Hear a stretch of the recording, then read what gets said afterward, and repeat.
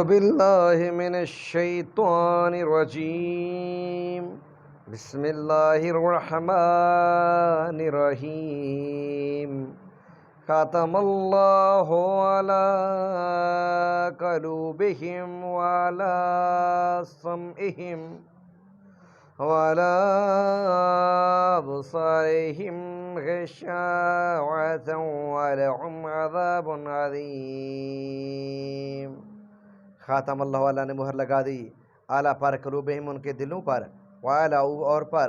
سمعہم ان کے کان، وعلیٰ اور پر ابصارہم ان کی آنکھوں، غشاوۃ پردہ، ولہم اور ان کے لیے عذاب عظیم بڑا عذاب۔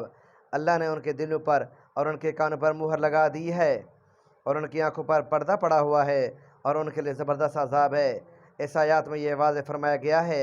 ضد اور ہٹ دھرمی بڑی خطرناک چیز ہے۔ اگر کوئی شخص ناوقفیت یا غفلت وغیرہ کی وجہ سے کسی غلطی کا ارتکاب کرے تو اس کی اصلاح کی امید ہو سکتی ہے، لیکن جو شخص غلطی پر اڑ جائے اور تہیہ کر لے کہ کسی بھی حالت میں بات نہیں ماننا ہے تو اس کی ضد کا آخری انجام یہ ہوتا ہے کہ اللہ تعالیٰ کی طرف سے اس کے دل پر مہر لگا دی جاتی ہے، جس کے بعد اس سے حق کو قبول کرنے کی صلاحیت ہی ختم ہو جاتی ہے۔ اللہ تعالیٰ اس حالت سے محفوظ رکھے، لہذا اس پر شبہ نہیں ہونا چاہیے کہ جب خود اللہ تعالیٰ نے ان کے دلوں پر مہر لگا دی تو معذور ہو گئے، اس لیے کہ یہ مہر لگانا خود انہیں کی ضد اور تہیہ کرنے کا نتیجہ ہے کہ حق بات نہیں مانی۔